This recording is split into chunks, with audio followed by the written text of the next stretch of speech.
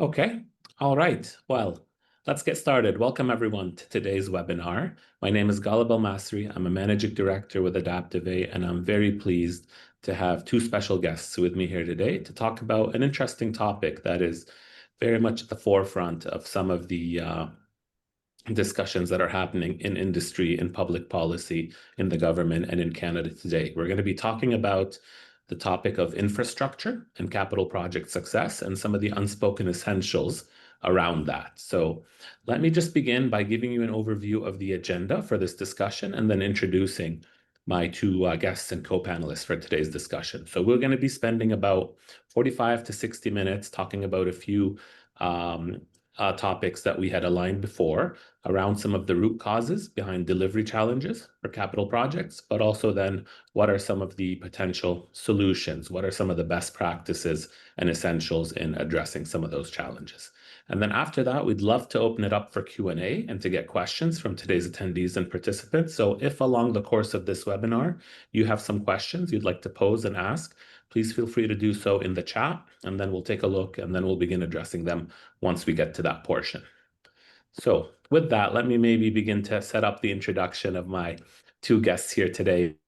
So when we talk about capital project success and infrastructure, and despite a lot of the control mechanisms, the established models and the frameworks, they of course can still be quite challenging. They're very complex. And in fact, looking at some of the statistics, most capital projects do fail to deliver on time and on budget. 66% experience cost overruns, and almost 3/4 are delivered late.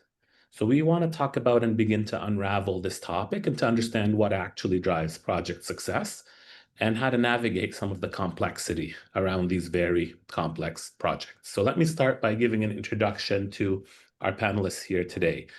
We have Lisa Adamo with me here. Lisa is a seasoned executive with over a decade experience leading large-scale complex infrastructure programs and really living and thinking through that owner mindset in terms of delivery of these large programs.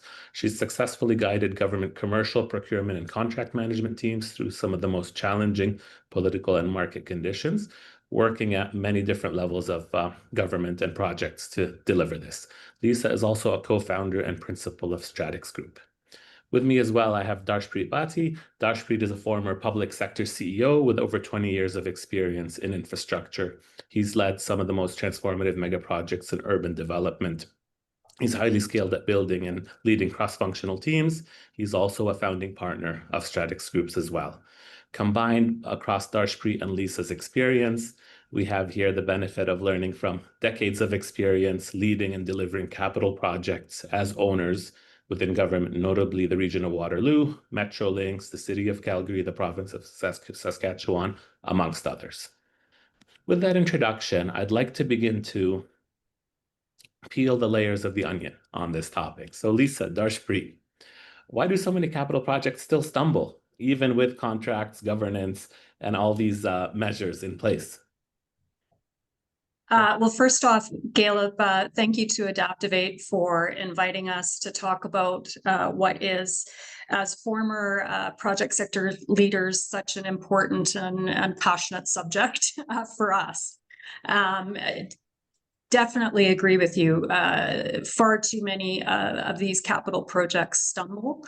I think probably every member of the audience here today can think about spectacular failure examples of projects easily come to mind.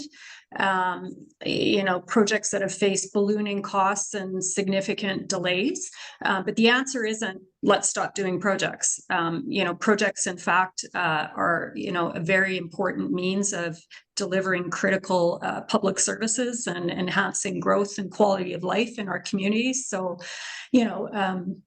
we need to spend more time, I think, as owners and advisors of owners to improve, the good work that's being done on capital projects.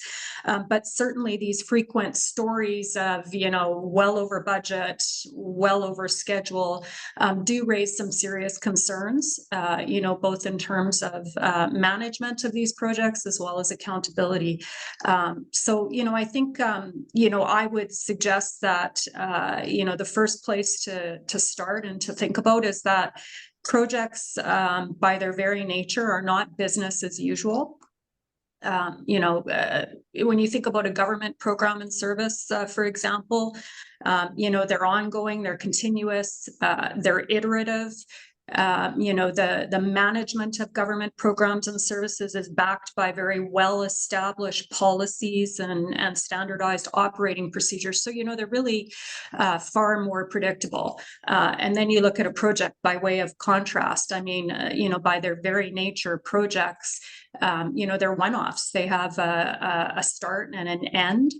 They're highly complex, technical, expertise required, with a high degree of complexity and uncertainties and risks. So, I would say the advice first off, when you're thinking about the readiness, is think about project and the project differences, how they differ from government programs and services. And, I would give, maybe two examples here.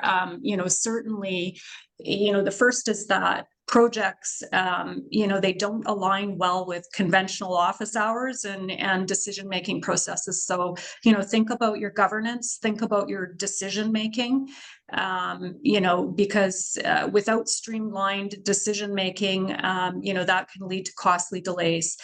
So often what you see is owners spending some time thinking about what's the best model, what's the best governance model to put in place to actually run a project efficiently and successfully.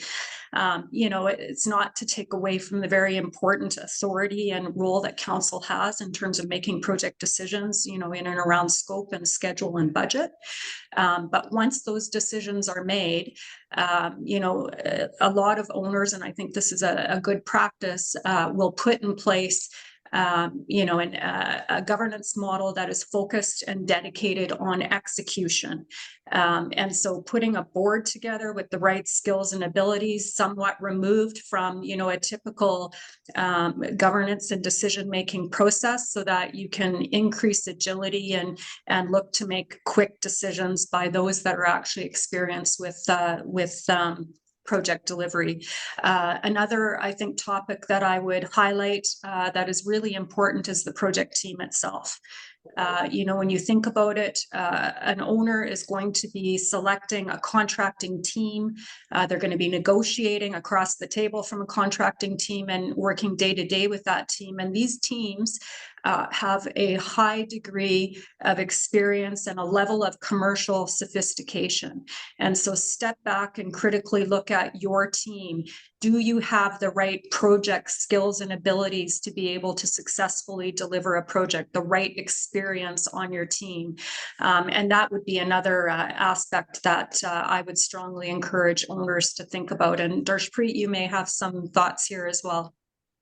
Thanks, Lisa and Galo. Lisa touched on some of the internal factors, but when we look at external variables, too often, whether you're a crown corporation or a municipal corporation, we're working within a political environment, and that in itself creates many challenges for these projects. A simple example is just having political champions. As you know, our political system is tied to a 4-year cycle, whether it's municipal or provincial. And that creates lots of challenges for programs because there's often not a lot of continuity. So what may be the priority this year for a government may change in 4 years.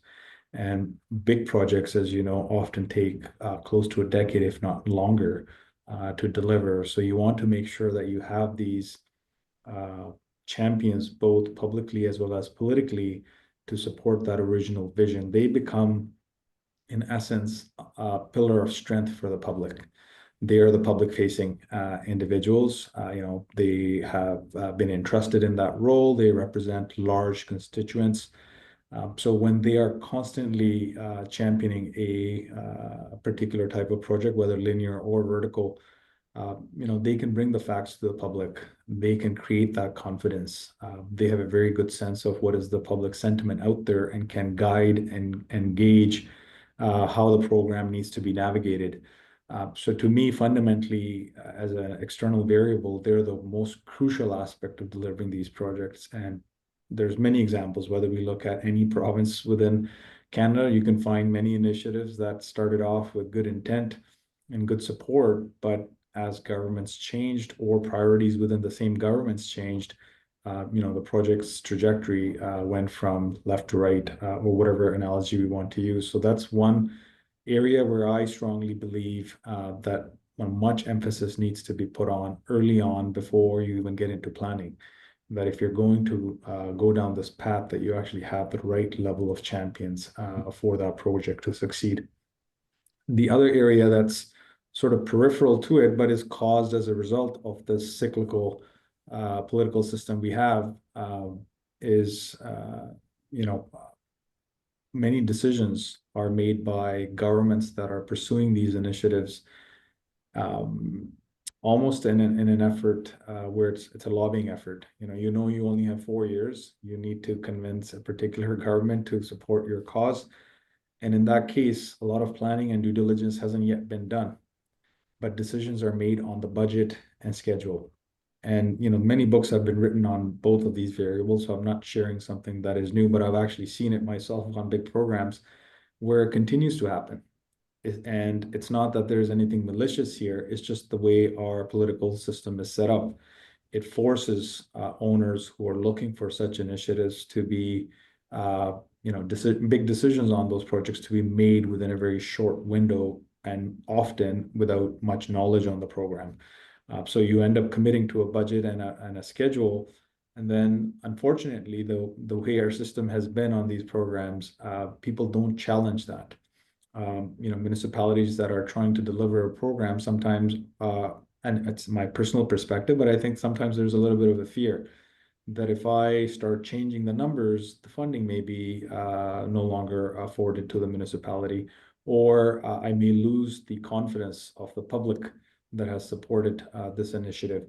So you get stuck in a cycle where now you're moving forward with a number or a schedule that is not reflective of the actual need of that program.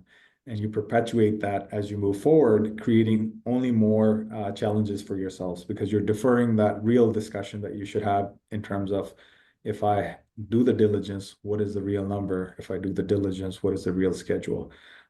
So just wanted to add these two factors on top of what Lisa was suggesting. And the third one, if you don't mind, is dealing with third parties, which are inherently linked to the programs, but they are asset owners that don't fall within the category of the municipality or the provincial entity that's delivering it.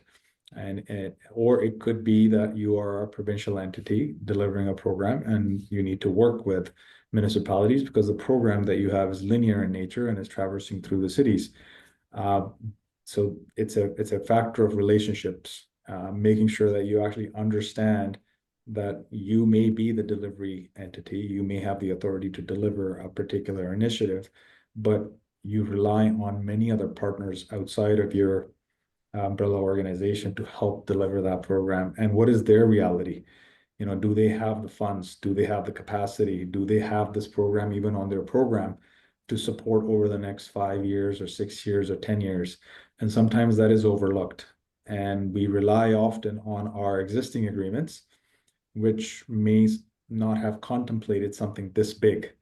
And it creates its own frictions with the third parties, because you're trying to bulldoze through a program without really appreciating or empathizing with the realities of the third parties that need to support that program. So I will leave you with those 3 additional thoughts. Well, Lisa, Darshpreet, thank you both very much. Certainly, you've left me with many thoughts to contemplate, and that sort of underscores the challenges in this domain. I think if we look at the life cycle or the evolution of such a project, and Darshpreet, as you highlighted, it's a multi-year project and often can be a decade or longer.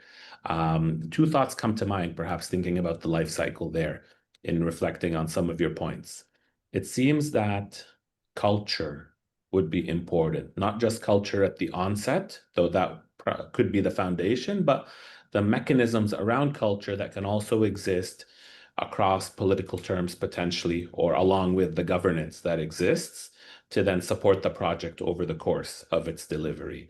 And I think what I'd like to do framing this is maybe dig a little bit deeper on the right constructs at the start of a project, if that's where we can begin, and how perhaps to think about the governance, the culture, and maybe some other topics that can then progress from there before we go into the actual delivery or construction or build. So maybe with that being said, we could begin to talk a little bit about some of the early alignment and culture and how to think about that. In our experience helping different organizations, focusing as well, public sector or private sector on large capital projects, there's often a consideration around what's the right level of alignment, structure, control required to ensure that deliverables and outcomes are progressing as needed versus the autonomy that can be afforded, the empowerment that can be afforded to those teams delivering the work and seeing the reality on the ground and being able to move at pace and move at speed. And it's often a balancing act in terms of what the right level of alignment is in exchange for autonomy that can be provided so that the project moves in harmony and is able to deliver on those outcomes required. And oftentimes that begins with governance parameters and frameworks, but also then leadership mindset, leadership culture, and what the leadership group then within the governance is looking to apply and do. So I'd love to maybe dig a little deeper on those 2 points, and maybe starting with the governance element. Darshpreet, perhaps if you could kick us off with some thoughts maybe on governance based on your experience. And then Lisa, I'd love to get your views as well on the leadership dynamic there. Okay, that's a wonderful question, Caleb. Governance, there are many models out there that have been employed by different organizations, whether municipal, public, or private. I think one thing is common when you're leading, as Lisa said, a project which has a finite timeline and a budget. You want to make sure that you have an overseeing body or an oversight being implemented through a team of individuals or directors that have the sole source of focusing on that one singular project. When we're looking at a municipal environment, and I'm just using that as an example, council has thousands of decisions to make on a daily basis. They can have a capital program that is in billions of dollars, and your program may be just one of them, but that's not the only decisions that they have to wrestle with on a daily basis. They have many other things and thousands of other services that are offered to public at large. So it's not that they may not be equipped to make those decisions, but when you're looking at the prioritization of everything they have, you may not necessarily be at the top, whereas the project does require that dedication. So governance is important just from that simple act or fact that you're given the ability to deliver on something major. It has significant implications to the environment or the public that you're working within. So you should take that effort early on to decide how will decisions on that particular project on a daily basis at the operational level as well as at the political government level will be made. And as I said, there are many different models that one could look at, and they all have their own different strengths and weaknesses. I shouldn't call them weaknesses, but from my own experience, I've seen that certain things don't necessarily work the way you envision. But that's the premise behind having good governance. And you can then apply that not just, as I said, at the governance of the political world, but you can apply it on the daily operations. Then there's the governance with your partners, whether you're delivering this as a municipal entity yourself or a provincial entity, or you're delivering it with a private partner. You need to make sure that you have that alignment on governance in terms of what is it that we want to achieve at the end. From a project lens alone, for me, if you're not aligned on the basic fact that everything should be tied back to what is best for project, then there is a misalignment, because ultimately both sides are doing everything to make sure that that project is delivered effectively within the parameters that you have established yourselves, cost, schedule, risk, and many other factors. But ultimately, it's to make sure that a service is offered to the public. So from my lens, the alignment has to be what is best for project. First, yes, you need to protect your commercial rights, so that you're not unnecessarily, both sides, doing something that undermines your own organizational inputs into it. But first and foremost, the project. What that allows you to do is, if you're aligned on it, then you can focus on the culture piece. And I won't get into all the cultural aspects. Lisa has provided some really good examples on it. But the idea is that, what is the world that, how do we want to cultivate an environment that allows everyone on the team to focus on project first? And those are decisions you need to have upfront, whether it's with your private partner or with departments within an organization, because you're collectively delivering something as a matrix organization. These two things, I think, are fundamental and foundational. Once you have those, and they do require time and effort. So it's not a singular meeting where you go and say, this is our vision, great, check mark, we move on. You need to first understand the perspectives coming from both sides and see how do you bring each other to that alignment. But once you have taken that step, I think what it allows owners or project leaders to do is really bring clear objectives to the team, because you know what it is that you're trying to achieve, and you know what is the culture that you want to support in delivering that, or have in delivering that one objective. So it provides clear direction to, and roles and responsibilities to your team, which is I would say indirectly tied to governance. But because you have those two foundational pieces, it has a domino effect, and it allows you to do many more things with your team. When you have clear roles and responsibilities, just simply, if I know what it is that I need to do, what I need to deliver, I'm going to be very transparent with my team members, because it's been very clearly articulated what it is that we're trying to do. If our leaders, as part of that communication, are showing those same commitments consistently, then I see it very clearly through my leaders that, look, this is what they said was the vision. They said the culture needed to be project first. They're doing it through the daily actions. I know what I need to do, and I know what I need to emulate. So it takes time. All of these things are not something that happens over a week, but when you clarify those first two steps, it makes it easy for you to take the next steps on the culture side.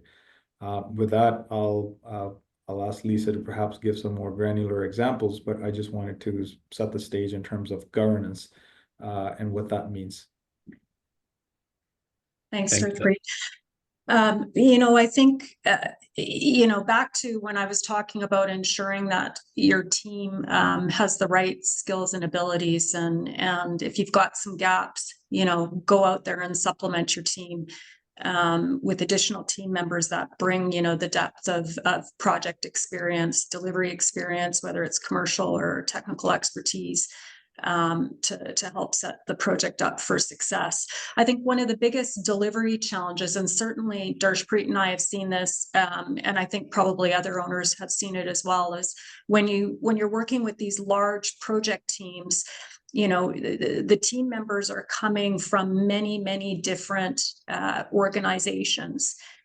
Particularly if you're looking at, team integration with a contractor team. So you've got these different organizations all coming together. Each of these organizations has their own culture, their own behaviors, their own values, their own set of incentives, and their own management styles and practices. And those aren't necessarily aligned with what you need in order, to Darshpreet's words, the best for the project, what you need.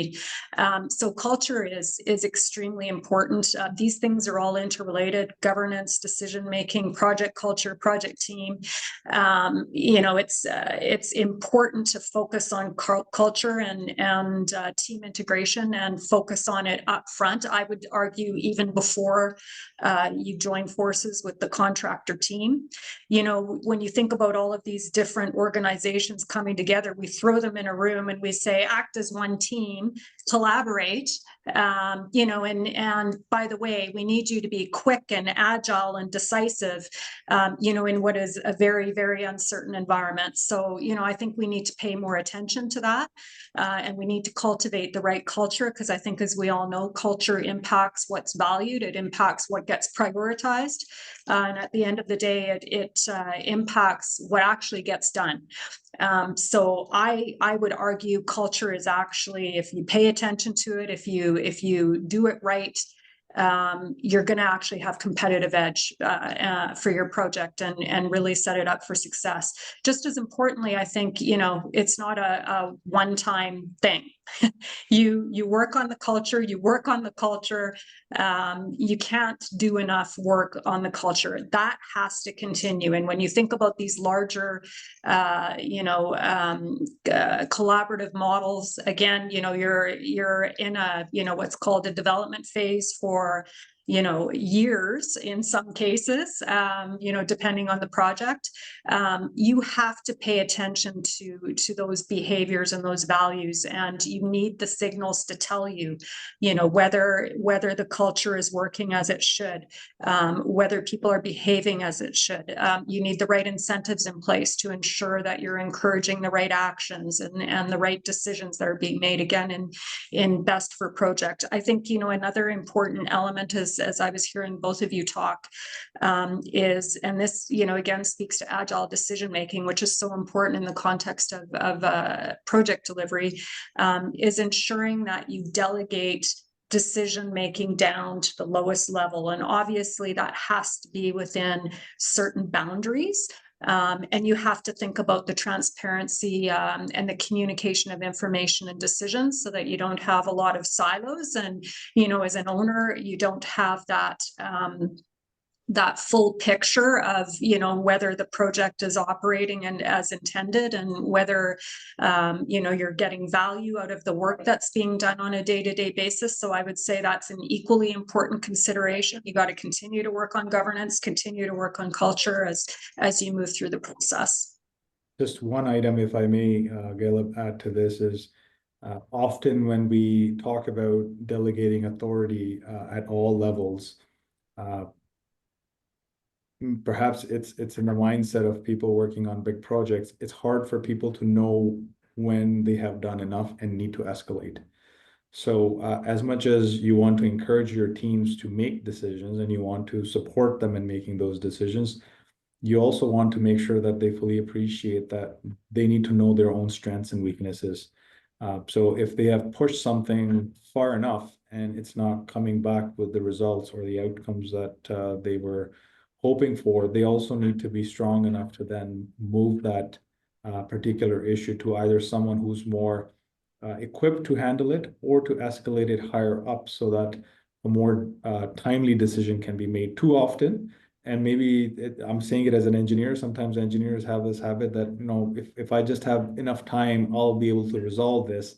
The challenge with that is then you don't make quick decisions and you hold on to them and you defer them for too long. And then the implications grow from something that could have been addressed much easily to now a much bigger issue in your hands. So just wanted to flag that's, you know, you have to play, it's a very fine line. You want to delegate and you want to make sure your team has that ability, but also either yourselves as leaders or through your own team, have that recognition that if decisions can be made, then alternative action needs to be taken.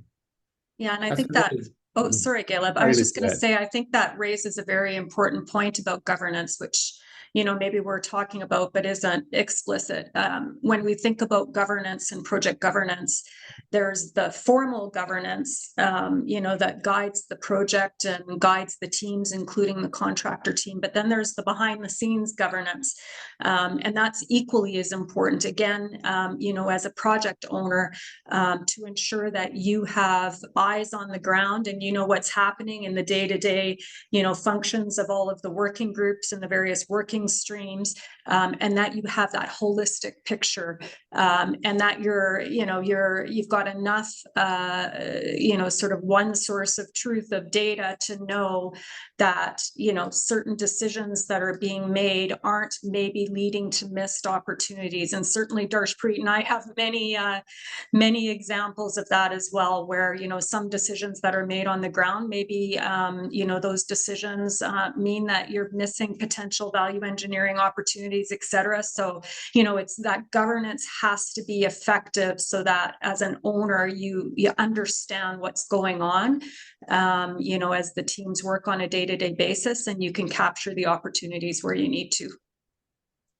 Absolutely. I think that there were a lot of great examples there. As I reflect a little bit on some of the challenges we've seen and we've encountered, I think maybe to position this slightly differently, but in line with what you're saying, you have the project structure, which is transient, though long-term, as a separate structure. And then if we talk about the complexity in terms of stakeholders and alignment and governance, you have a variety of different entities or bodies that are more steady state and sort of incremental as they continue to offer services and develop. For example, it could be the 3 levels of government that could be participating. It could as well be employees then coming from those levels of government to that project structure, where they then need to navigate a certain steady state situation to one that is different because it's project-based. You can also have leadership team. You could have private sector companies joining. You could have contractors as well. So you have a variety of different stakeholders involved. And then how do you go about optimizing for that mix and aligning that complex stakeholder group, given the different nature of the project and the entities that they might be coming from or what they're used to? And I think to that point, culture can sometimes be overlooked and is a very critical point for is a really critical point for the reasons that you've highlighted. That culture is critical when you have such a complex, wide-ranging group of individuals coming from different areas, and also at high volumes at certain phases in the project as well. And to do that, oftentimes it would be best to have that culture set from the start. And as you progress through phases, having that continue to the points you've mentioned. And some great ways we've seen it is really spending that time upfront, aligning with the leadership group, aligning with others on what really are the outcomes. How are we going to achieve them? What do we want to do to have the right guardrails to support what we want to achieve here? What are the decision rights amongst the leadership group and then within the leadership group's domains to allow for that? And then also that naturally might then progress to a discussion around risk and collaborative models as well when bringing on other support, other firms, contractors as well. So I'd love to maybe understand a little bit more about how you think or have seen some collaborative models at work in terms of working with other parties required to deliver on the project and to get success. So I can start. I'll also touch on a comment you made about, you know, creating the culture initiative much earlier on. Lisa touched on it too. Just one thought on that. If we're an owner, you need to look at it from this lens. If I understand what it is that I want to deliver and the culture I want to have, it actually helps you, you know, retain the skills and the individuals you have, but also when you're going out to fill those gaps, you know exactly what it is that you need to look for.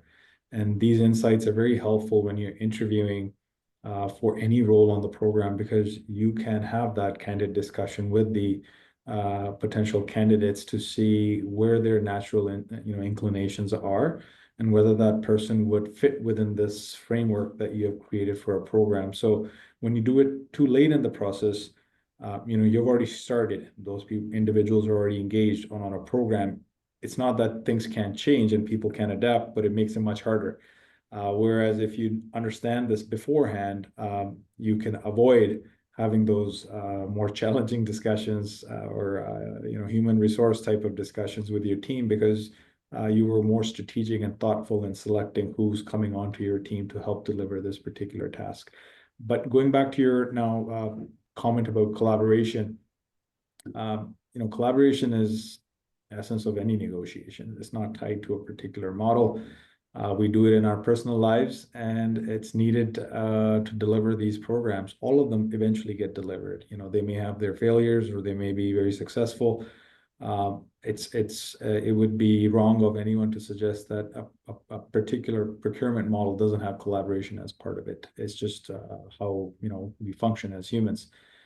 What's key here is, as I mentioned in one of the responses earlier, is do we understand the world that the other you know, entities working with, and what are their limitations? I think that's the key, that you both sides, whether they're both public or they're private-public or private-private, depending on the projects, is really that effort made by both sides to understand, what are the limitations of each, what are the strengths and weaknesses of each. You may not necessarily align on every aspect of it, but you come to the table with the recognition that you will do what it takes to move that particular initiative forward, despite your differences. And to me, that's basically, in my mind, that's the simplest form of defining collaboration.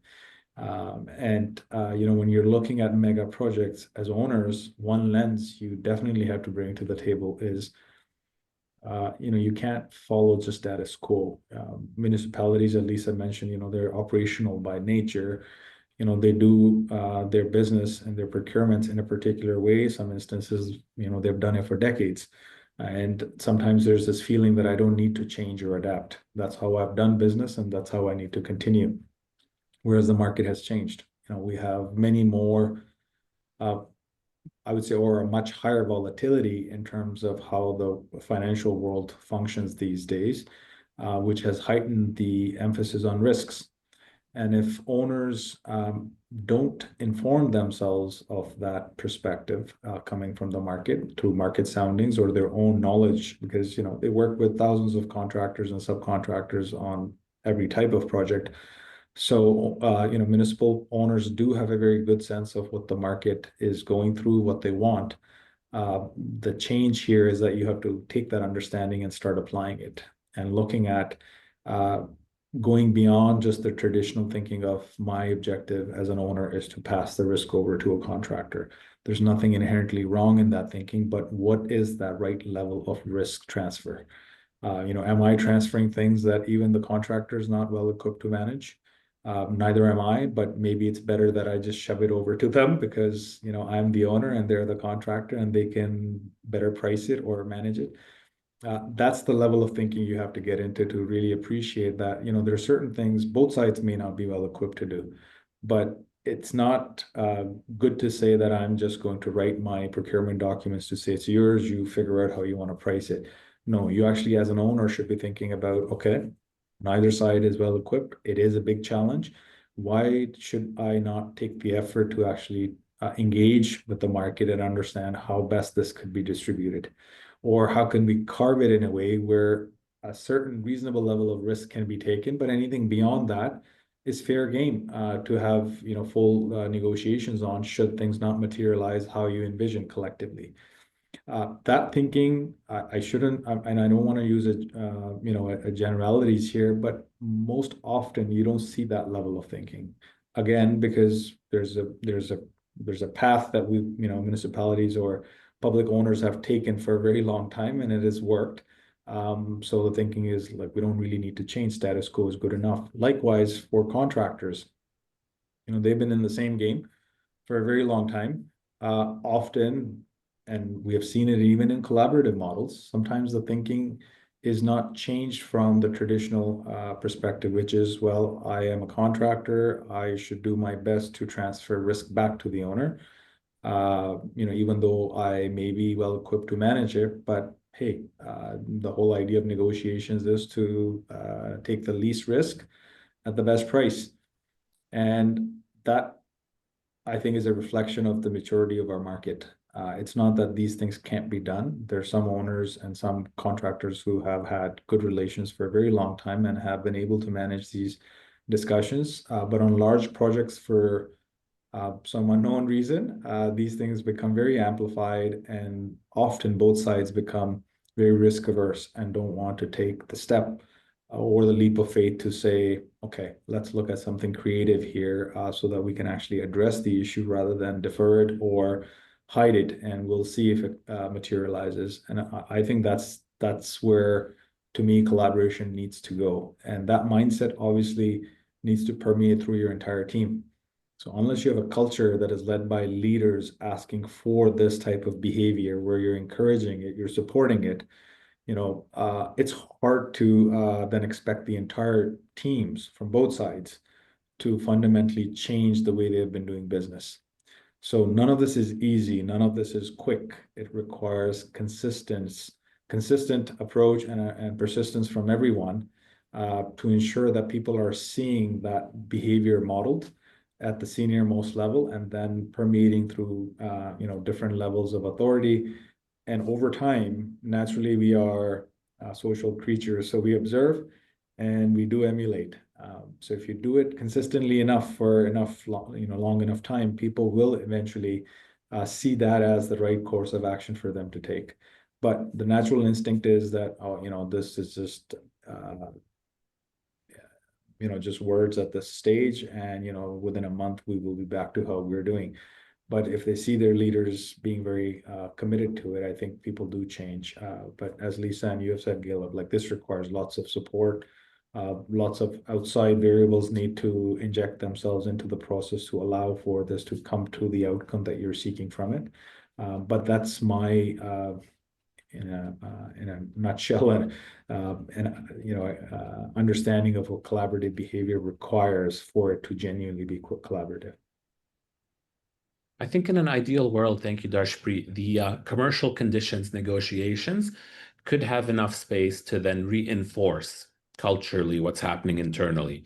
And even in areas in our experience where perhaps the commercial conditions did not necessarily reinforce that fully, there was enough white space and willingness with leadership support to enable that kind of a model between all the parties, between the owners and also the contractors and others on board, to get together, to have joint discussions, to have joint outcomes, to spend time together, and then to action and then to progress the topics that we're blocking. So apart from the work and the roadmap and the plan itself and the set schedule, what are blockers that we're encountering, and what are ways combined we might be able to address it, but also at our level, but then also is there a mechanism to bubble it up, to raise it up, to your point, whether it's like a value engineering point the team may not be aware of, but another part of the organization or more senior leadership might be aware of.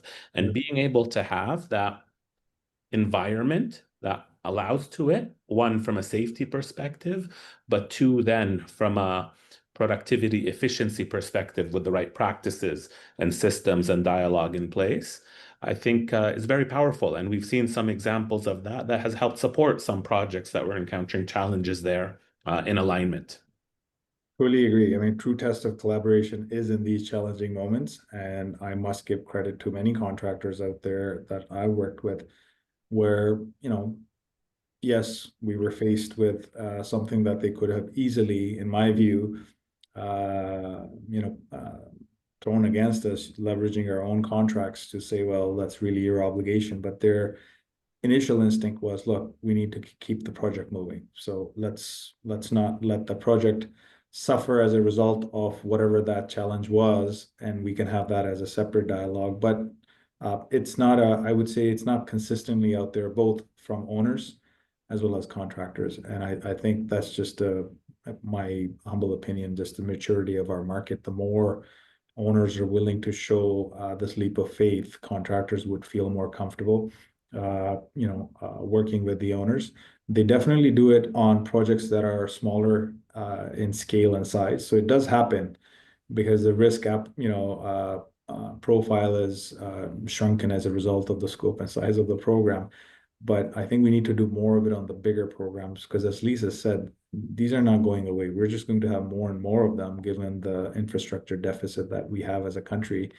And if we wait for both sides to take that jump, perhaps it may take us longer. I think one side definitely could show leadership by showing, I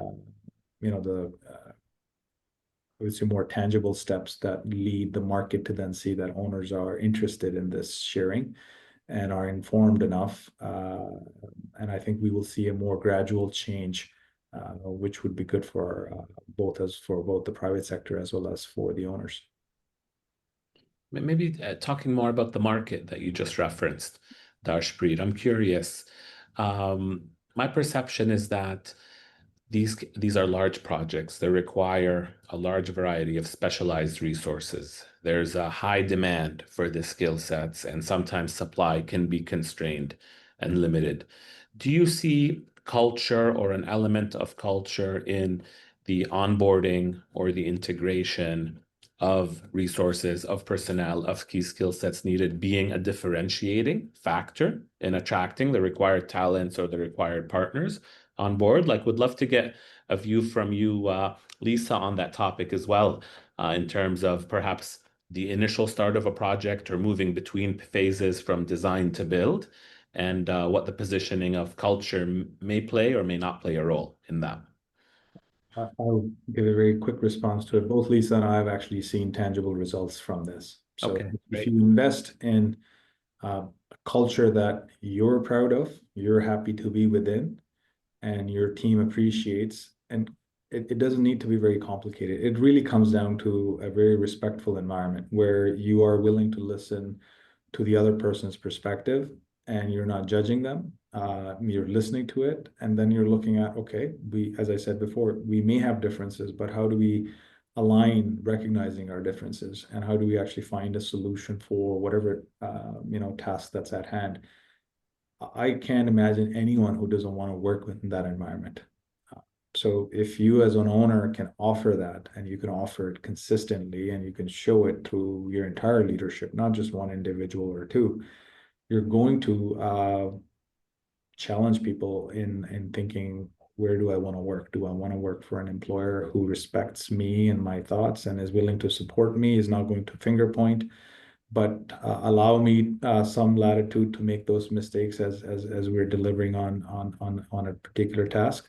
I think they would most likely say yes. So I definitely believe in it, but I do recognize it's it's an effort, and it's not just one individual. Everyone has to put their effort into it for it to come to a genuine realization. Thanks, Darshpreet. Lisa, I would love to get your thoughts on that as well. Yeah, no, thanks, Caleb. I mean, I completely agree. Culture is so critical, I think, in any organization. We talked about some of the challenges that are specific to a project in terms of bringing so many people together from different organizations with different cultures and values and incentives, et cetera. And so, you have to pay attention to how you bring everybody together, and focus on and make sure everybody understands what's important, in the context of a project. For a government values, are important, and you align with those values, but there's some project values. Again, coming back to those differences between project and government programs and services, there's project values and behaviors and expectations that you want to pay attention to, and you want to make sure your team is aware of. So absolutely, I think we can't spend enough time on culture. I think, some of the cautions, for owners to think about, one that comes to mind as I'm listening to the conversation, in procurements where, you're paying attention to the behaviors of the teams that, are sitting across the table from you, whether it be commercially or technical discussions, looking at the collaborative behaviors of those teams are important, but I think equally important, owners should be paying attention to the parent cultures. And that goes back, I think, to the points that both of you made, leadership being so important. I think, if you don't have the right parent cultures, that are continually reinforcing and driving those cultures of the teams that you're working with, I think, you can run into problems on that front as well. I think, another thing that we really need to pay attention to when it comes to culture and collaboration is, what conditions can you put in place that help encourage the right culture and collaborative behaviors. So, we haven't talked about it yet, but certainly, thinking about co-locating, these teams together, and encouraging that day-to-day collaboration face-to-face, I think is a really important consideration for owners. What kind of space do you provide?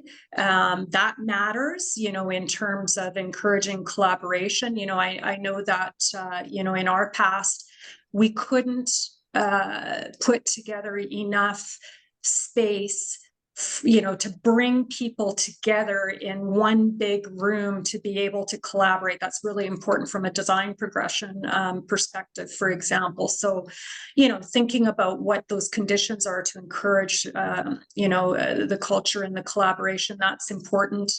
I think as well, another caution that comes to mind is, you put in place governance, and governance is important and leadership is important, but, don't make the mistake of relying solely on, a formal governance structure. Both Darshpreet and I have seen that often gets in the way of actually, people coming together in a more informal or organic manner to solve problems. On that front, when you're solving problems and you're truly about the good of the project, sometimes you have to step outside your roles in order to help others that are struggling. And that's not something that, as owners, with, conventional contracts, that's not something we're really used to doing. But if you really want the good of the project, to do what's right for the project, sometimes you have to step outside of your roles. You have to get together, you have to roll up your sleeves, and you have to solve problems. And it's not about whose role is it, or who didn't do what they were supposed to do. It's about what's best for the project here. So just some additional thoughts that come to mind in that conversation. Yeah, Lisa, thank you. That was a wonderful one you concluded with. And I think it also begins to bridge the point from culture as a North Star, an overarching support structure that guides the way, to some elements of organizational effectiveness that are critical and sometimes maybe overlooked, particularly in a project structure. I think a few points that come to mind listening to you both would be around, if we just take the first example of onboarding. Oftentimes we look at onboarding in terms of, well, are we exposing the new joiners to the right kind of content that they require to do their job? One could be from a safety perspective, more compliance related. The other could be in terms of the technical requirements or the contract knowledge that they need for their job. However, it's often a golden opportunity in those first 30 days to really impress upon them the culture of the organization as well. And then having that there, they'll better be able to be more effective as they progress. Because as they progress, and we've seen it in many studies and in many organizations, not just related to organizations looking at infrastructure projects, productivity is a function of engagement, and engagement is usually a function of three things. One is autonomy. Individuals feel they have around their role, and is it clear what they can be, what they can take initiative for, and what they can't or may require further alignment. The other is around mastery. Is there opportunity for them to exhibit or to continue the mastery of their skill sets, their technical skill sets? And the third one is around impact. And often that can be missing depending on the role. If you're not in the most senior role, that may not be visible. Why am I doing this? Maybe that's clear, but the level why beyond it, and how's that impacting the CEO or the leader, the owner's ultimate objective? And being able to make that clear through the culture, through the leadership group, through those co-located spaces, particularly if they're larger spaces that allow for town halls and direct messaging from leadership to impress upon the why of what we're all doing, are very critical. And then if those established, and if we think of the life cycle of the individual and the project, that should lead to hopefully greater engagement, greater productivity, and then an impact then ultimately on the delivery. So all those can combine to result not just in soft outcomes, but in hard outcomes, whether it's around the feasibility, the design, or ultimately the delivery. And of course, with a tight talent pool, retention is critical.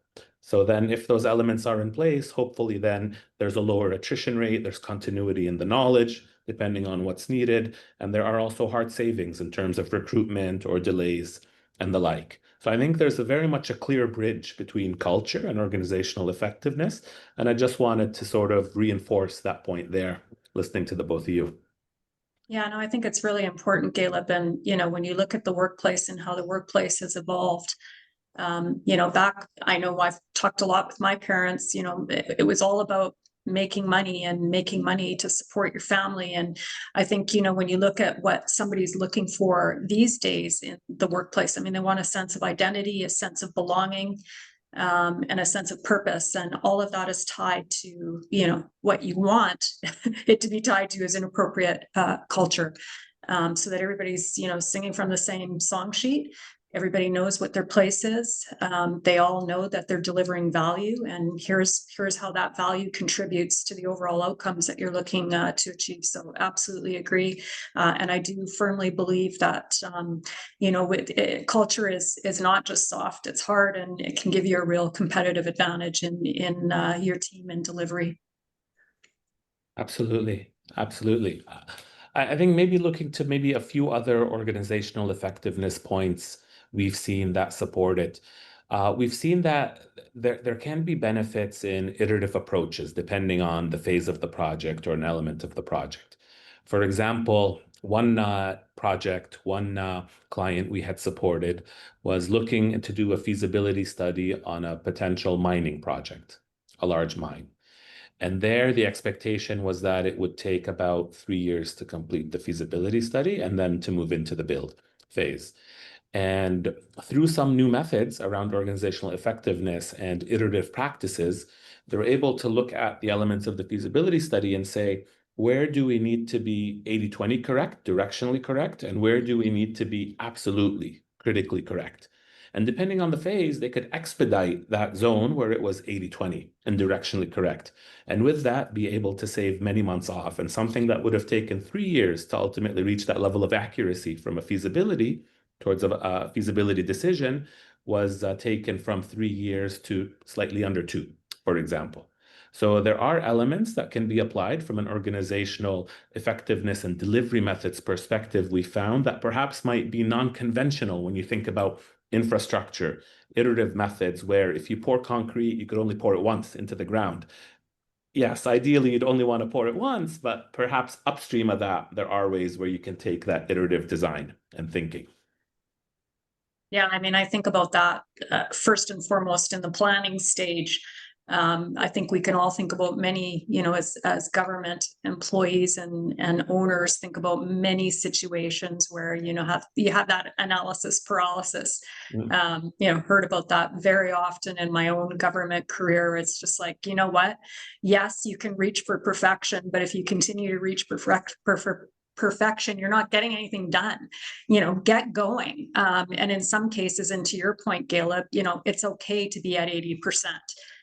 Move forward, and you can continue to adjust and improve, as you go. I don't know, Darshpreet, do you have any thoughts there? No, the only thing I would say is that culture is not in a part of most project vernacular. It's an afterthought. It's everyone's like, well, we're already delivering. We have delivered, we don't need to change anything. And as you said, Caleb, and there are many good examples of it in our industry, where, especially in the high-tech sector, a few decades ago, a lot of effort was put on the culture side, and they saw significant changes as a result of it.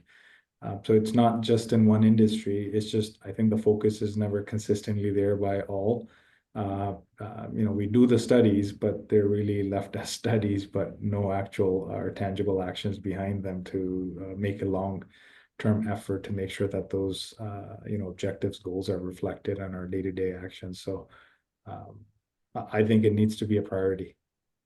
I don't think there's a way around it, and we know enough examples ourselves where it has benefited not just the public, but the owner that initiated those efforts. Just to give you an example, on one of my programs, it was only 12 people from the owner side and 24 from the consulting that delivered a multi-billion-dollar program.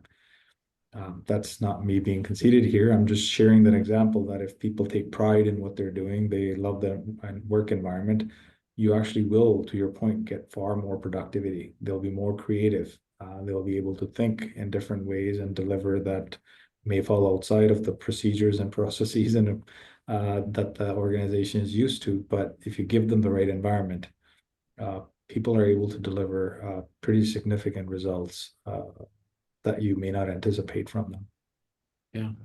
No, thank you. I know we're coming close to time now for the open part of our discussion before moving to Q&A, but perhaps very briefly, before we move into the Q&A, I'd love to get one single piece of advice, perhaps, that you might offer other leaders and what you'd want them to walk away with from today's session.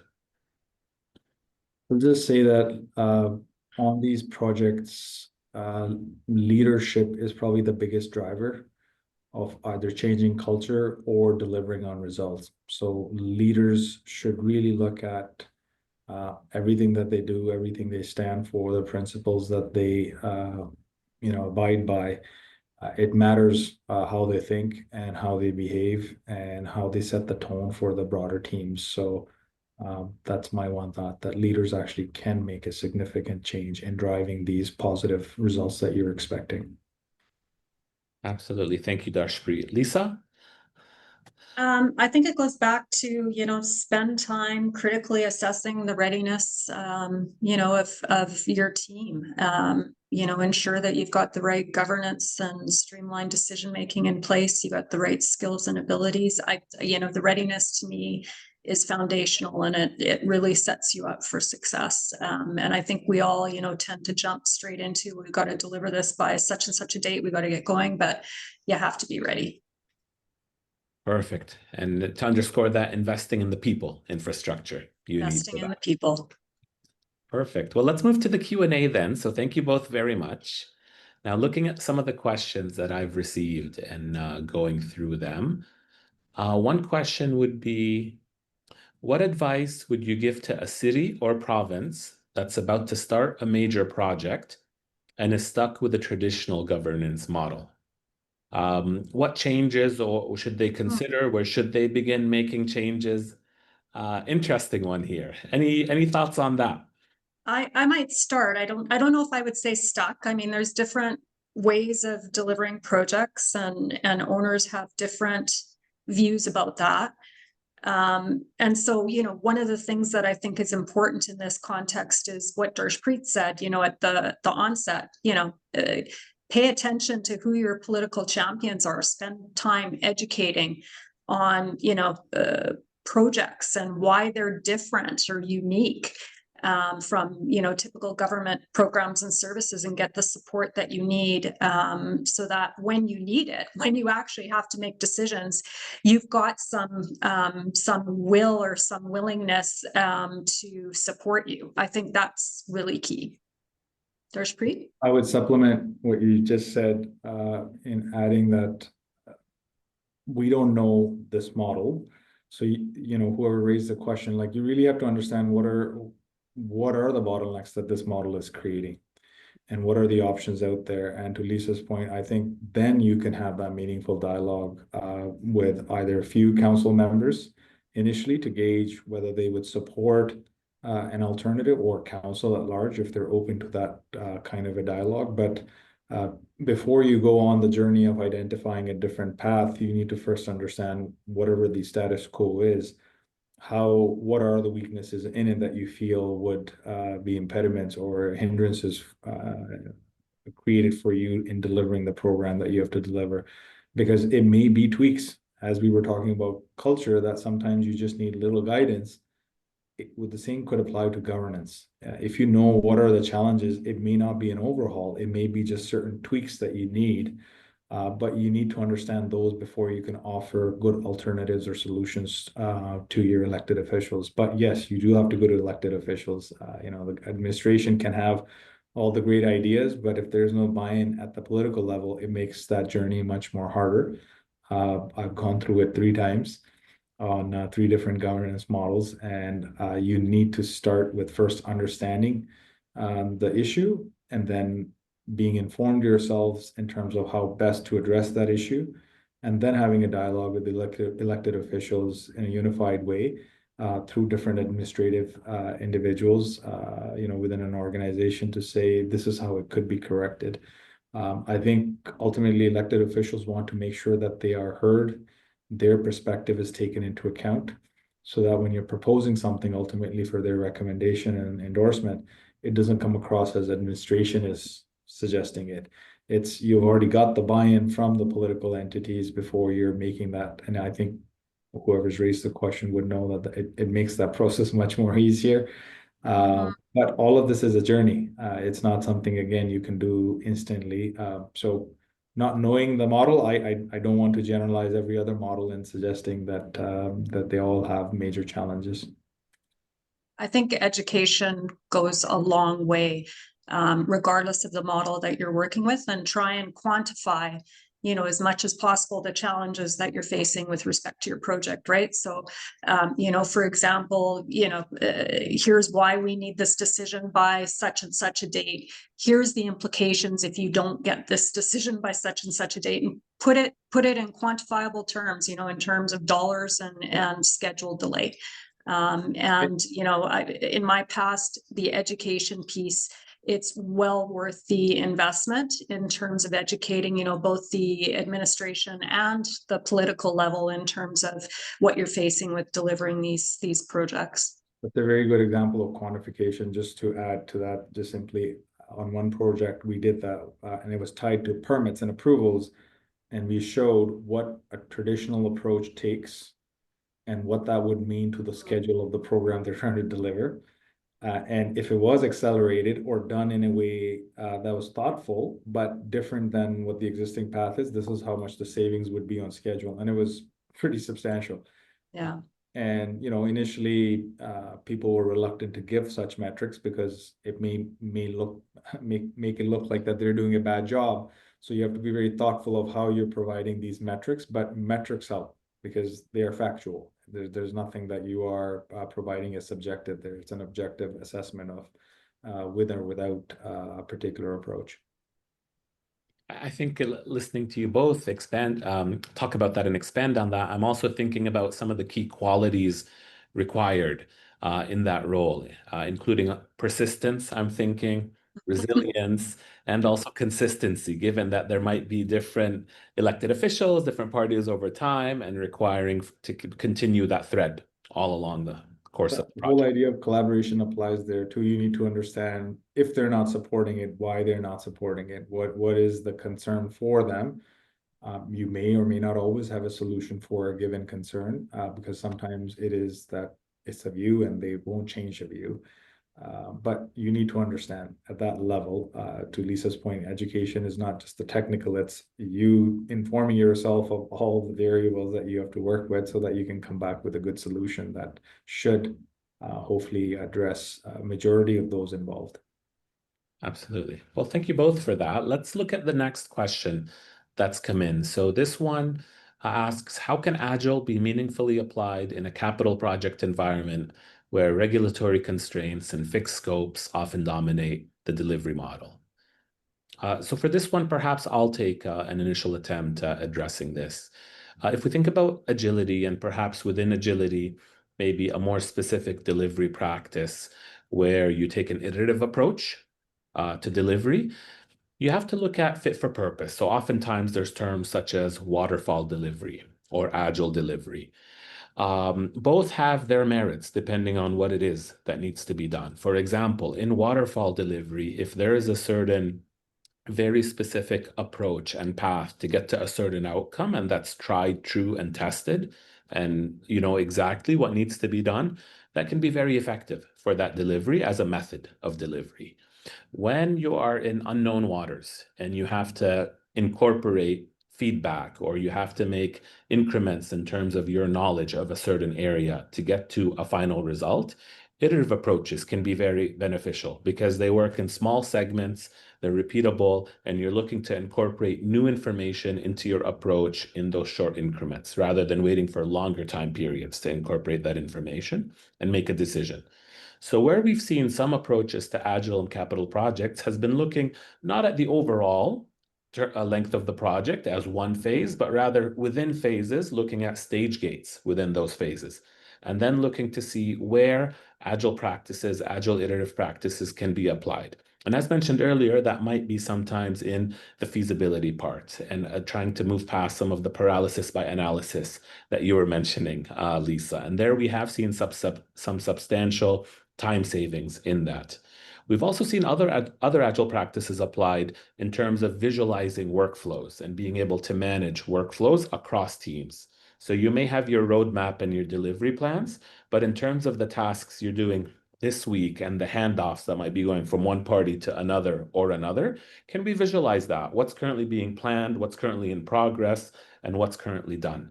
And then if there's anything in progress that can't move to done, are we highlighting what's blocking it? What's a blocker? and making that visible. And if ideally there's a team level tool or a process that can make it visible, or it's something brought up in the meetings, or then it's something organization-wide, project-wide, where that can escalate, and then leadership also has a view into it. And once that transparency is there, it becomes easier to find that alignment and autonomy between different levels of the organization and the teams addressing that work and looking to complete that work. So I would say in terms of practices, there are a few that can be applied depending on the relevant team and on the relevant stage of the work. From a process perspective, there's also different points of alignment that can happen. So whether it's at the team level on a weekly cadence, whether it might be on a leadership level on a monthly cadence or bi-weekly cadence, maybe at an organizational level on a quarterly cadence or a different cadence, there are opportunities to help amplify that visibility and transparency that you're looking to achieve to help progress new information, new findings, and faster decision-making to move forward. And what I haven't mentioned yet between processes or technology is the people part of this. Really, that's the foundational element that's required. Do we have the mindset change or the mindset required, not assuming that a change is required, where we're okay to move in this manner. We're okay to be comfortable with 80-20, but get new information, align, incorporate, and then move forward to the next increment and the next increment. And in our experience, that can often be the hardest part, getting comfortable with that mindset, buying into that mindset, and finding the relevance for it for that specific portion. Everything you've said is true. One thing I do want to emphasize is the process piece. Often leadership on a program, they focus globally where the metrics are illustratively, but we don't use the illustrations often enough at the team level. And I think it can be a very valuable tool. It's one thing to, show collectively few things are behind, but when you do it at a team's level, it sort of holds everyone accountable. And it can be more impactful in terms of their delivery or their output because you're not waiting for this monthly or quarterly meeting. You're actually holding everyone accountable on a weekly basis or some cadence that makes sense to say, these things were due, agreed to, and, we're this far behind. And, it's not, the intent is not to finger point, but you are delivering a major project. And if it's best for project, then you have to be able to also flag areas that are behind or lagging or need support. So again, I think it may encourage people to then ask for help earlier, sooner, so that they don't find their tasks in this list of things that are behind. Again, the intention behind all of this is not to finger point and hold. It's more to help people realize that, things need to move forward in a particular, they need to progress on a particular schedule. So if you're behind and if you're consistently in that bucket, there's need for either you to ask for help or others to, as leaders, to jump in and say, even though the individual is not asking for it, obviously there's something here that we need to look into and support. So I think that piece of the process would be a huge lesson that if an owner can implement, would help. Again, as I mentioned, sometimes it's seen as that this is to, a gotcha moment, everyone's trying to show that I'm behind. That's not the intent. It's really to make sure that the projects move forward on a timely basis. I think that nicely bookends the earlier points we had around culture. Do you have a culture that fosters and supports that kind of engagement, the ability to ask for help, to accept feedback? And sometimes it can be difficult to also accept feedback as an individual or in certain organizations. So absolutely, I think that's very supportive of it. Looking to another question that came in and is a little interesting and I think very topical these days. How do conversations around sustainability and climate adaptation influence decision-making in a way they might not have 20 years ago? So that's an interesting one. It is a very timely question. Naturally, I can't say naturally, not every owner thinks that way, but many owners saw that, again, not as a priority 15, 20 years ago. It was seen as, well, this is now a new scope. It's going to cost a particular element to be more expensive. We don't necessarily need it. So owners look for justifications to avoid or circumvent the discussion rather than engaging themselves in making sure that the asset that they're trying to deliver or service is going to be there for the long run and is accounting for these future changes. But obviously, with climate change discussions over the last decade, there's more sensitivity to it, and there's more acute awareness by both owners as well as those that are helping owners deliver these. I would say, again, from our own experience, we can't necessarily suggest that every owner has this perspective, but at least bigger initiatives that are transformational, phased and take decades to deliver, they are being overly active in making sure that these elements are accounted for in the program. Yes, budget and schedules are still a challenge, but I think most owners are realizing that it's not just that one initiative that's being delivered, it's a city shaping initiative. So many other smaller priorities could also be addressed as part of it, and sustainability and climate change are definitely one of them. Just to give you an example on a linear project, we look at floodplains, and we don't just look at flooding information for the every 50-year event or 100 years. We're actually looking at 200 years events to make sure that if we're building a piece of infrastructure, it can't be drowned underwater and stop the service while everything else is functioning. At the same time, if the city's underwater and you build something that by itself is standing out, and it's the only piece of infrastructure, but you can't service on it, that's not also pragmatic. So you have to really appreciate and understand, if I'm going to invest the dollars behind sustainability, is it actually going to be meaningful? And if it's operational, like, does that operation actually help people at that time or not? And you have to take that into account for all pieces of different infrastructure that are involved. Leads and envision, like, these were not necessarily things that owners wanted to apply to their facilities, but they're more often now asking for a bare minimum at least. Then there's the sustainability side from the public aspect of making sure that the disenfranchised groups, minority groups, trades and skills, local institutions, that they're engaged in the project. So you have some sort of a circular economy. You're trying to support the businesses that are local and smaller, because you are in a way disrupting them as you're building these big pieces of infrastructure. So what better way to engage them by supporting their businesses, by echoing the services that they offer to a much larger constituency base than just the project itself. So a lot of steps are being taken, but it's not to a point where there are specific mandates by the provinces or by municipal organizations. I think that probably will be the next step, where it becomes almost a policy effort where they say, thou shall do X, Y, Z. It's not at that stage. It's every municipality. Some of them are a little more progressive. Some will take a little bit of time to get there. Obviously, funding is a huge aspect of it, because when you're trying to implement climate change and sustainability, especially looking 100 years or beyond out into your design, there's, without a doubt, there will be a cost impact to it. So municipalities, I think, most of them at this point take a very reasonable approach, where they pick and choose certain elements where the return to them in the long run is justified, but they're not at a stage where they are, suggesting that the entire process and construction sequencing of a project should take all of those steps into account.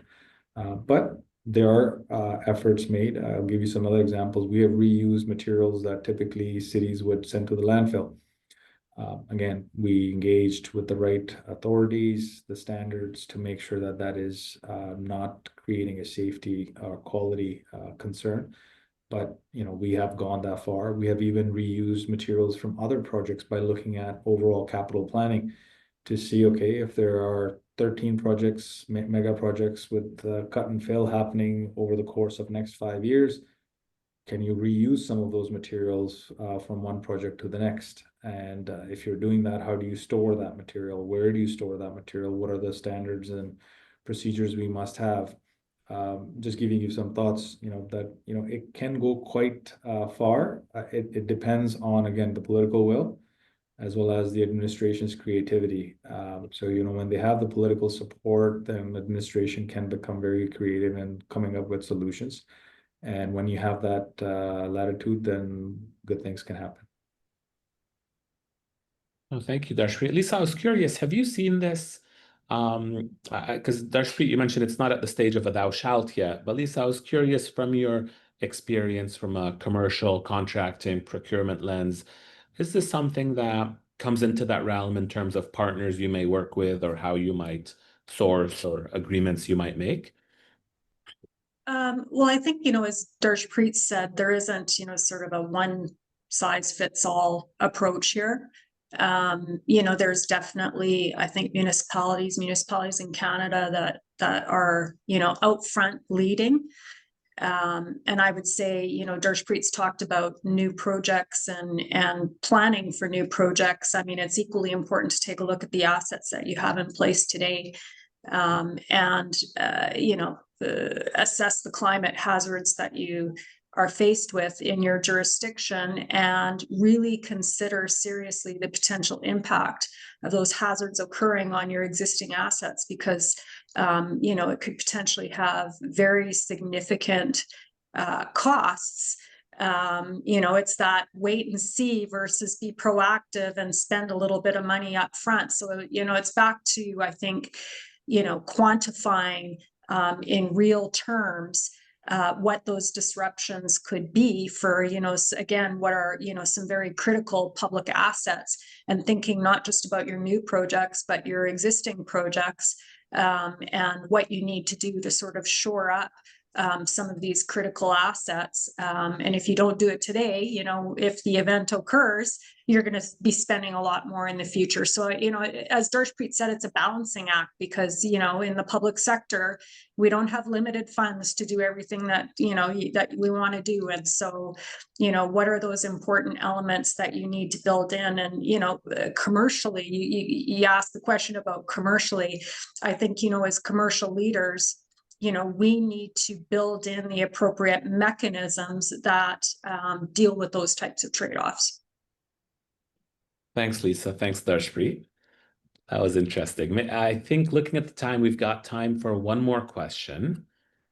And this is an interesting one, I think, leaving us with a little bit of a challenging question to end this, but an interesting one nonetheless. So as former owners, as advisors to owners, and having been in that role and in that shoe, what would be some of the first things you would do if you were to encounter or join a project that was challenged and currently having some difficulties in delivery? So a little bit of a hard one here, but I thought it would be good to get your perspective there. It's a valid question. Every project I've been on has been challenged. Every single one of them. That's big and large, because it's a significant change for that community. And as you know, whenever you're bringing a big change, you'll have a portion of the populace that will be aligned with it. There will be a big unknown category, and then there are those who will never see that as the right choice being made by the local government or the provincial government as a solution to address whatever the challenge is.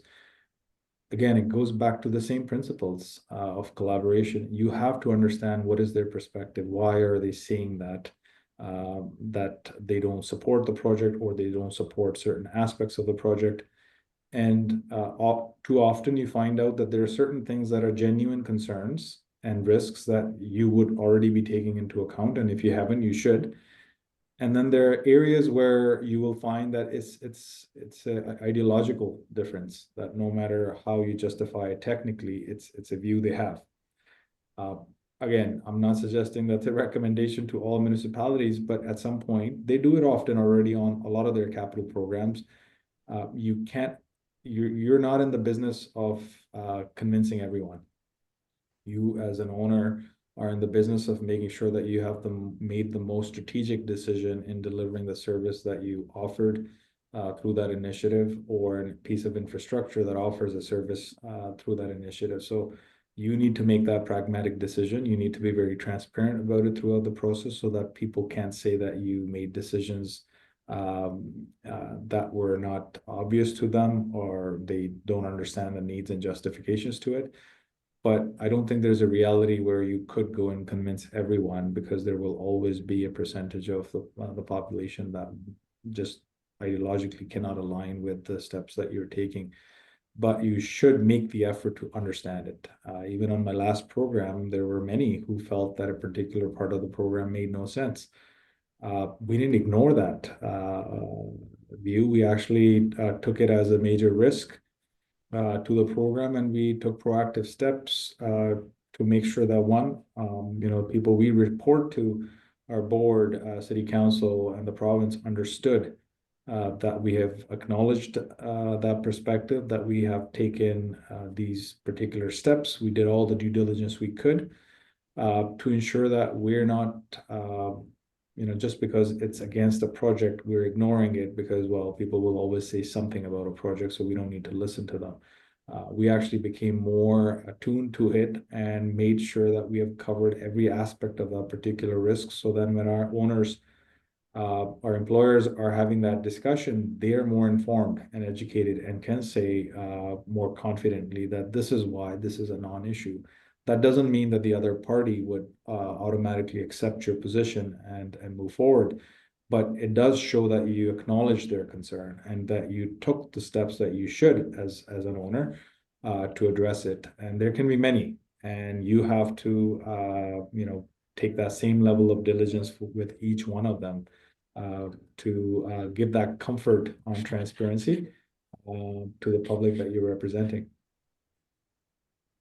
Thanks, Darshpreet. Yeah, interesting to reflect that, any project will have challenges. There is no project, or, I suppose it would be very limited or rare that a project goes by that doesn't have its challenges. And from that respect, those are some of the key success factors in trying to manage and navigate that challenging time period.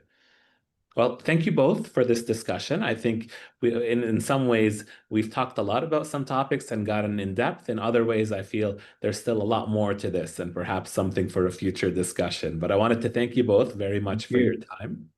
And I enjoyed our conversation very much. Thank you, Gillo. Thanks. Thank you. And thank you all for joining. Bye.